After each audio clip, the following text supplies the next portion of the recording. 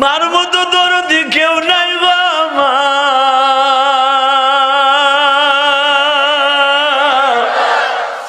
এই যে বড় বড় অফিসার হয় দেখো, পুলিশ ভাইরা বড় বড় এসআই হয়, বড় বড় ওসি হয়, দেখো এদের ব্যাকগ্রাউন্ড টান দিয়া দেখো অধিকাংশ গরিবের পোলা। পোস্টিং হওয়ার আগে, প্রমোশন হওয়ার আগে মার কাছে যাইয়া বসে, মা দোয়া কইরো আজকে পরীক্ষা দিতে যাচ্ছি, প্রমোশন হবে। মা যায় না, মাঝে বসে দোয়া করে, আল্লাহ আমার জাদুরে তুমি বড় অফিসার বানায়ো। দুনিয়ায় মায়ের চাইতে বড় ওলি দুনিয়ায় নাই গো বাবা। আমার নবীর সুন্দর চরিত্র যদি গঠন করতে চাও, নিজের চরিত্রকে মা বাবার সামনে দেখায় দাও।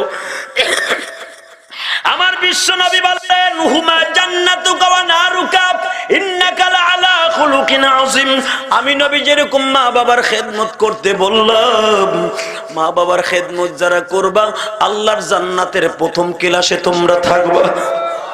বাজানরা, আমি আপনাদের সামনে একটা ঘটনা বলেই বিদায় নিব। মা বাপরে কেন মারবা, মা বাপরে কেন বাদ দিবা না? মায়ের মতো দরদি এই জগতে হয় না। শীতের মৌসুমে দেখো সবাই আরামে ঘুমায়, তোমার মা তোমার শীতানে বৈশাখ কাঁদে। এই শীতের মধ্যে তুমি ঘুমাও, তোমার মা পায়খানা প্রস্রাবের বিছানা, তোমার পায়খানা প্রস্রাবের খেতা বালিশ মা নামিয়া খালের মধ্যে পরিষ্কার করে। কথা ঠিক না বেঠে?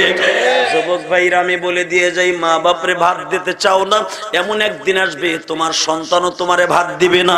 যেদিন তুমি দুনিয়া ছাড়ার আগে হবে বেঈমান হইয়া দুনিয়া ছাড়বা। সদরঘাটের তীরে একটা যুবক মায়ের জন্য দুইটা কাপড় কিনিয়া, দুই জোড়া স্যান্ডেল কিনিয়া বোনের জন্য সদরঘাটতে লঞ্চে উঠছে। বাবা, শরীয়তপুর সখীপুর বাড়ি ছিল। আমি মাঝে মাঝে ওয়াজটা করি, ইউটিউবের ভিতরে শুই না, তোমরা কানছো। আজকে এখানে আসার পরে কয়েকটা যুবক পোড়াধার থেকে আসছে, তারা আমার কাছে রিকোয়েস্ট করছে, হুজুর আপনার এই ওয়াজ শুনে আমরা কানছি, আপনি একটু প্র্যাকটিক্যাল ওয়াজটা করবেন।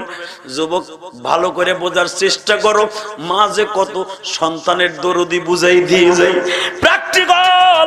এই যুবকটা যখন মায়ের জন্য কাপড় কিনিয়া স্যান্ডেল কিনিয়া লঞ্চে উঠছে, আজ থেকে ৩-৪ বছর আগে চাঁদপুরের ঠোঁটায় একটা লঞ্চ ডুবছিল। ৩০০-র উপরে যাত্রী লইয়া লঞ্চটা যখন ডুববে, 15 মিনিট আগে মার কাছে ফোন দিছে, মা মা গো মা, মা গো চাঁদপুরের ঠোঁটায় আছি, নদীর ভিতরে ঝড় উঠে গেছে, মনে হয় লঞ্চটা ডুবে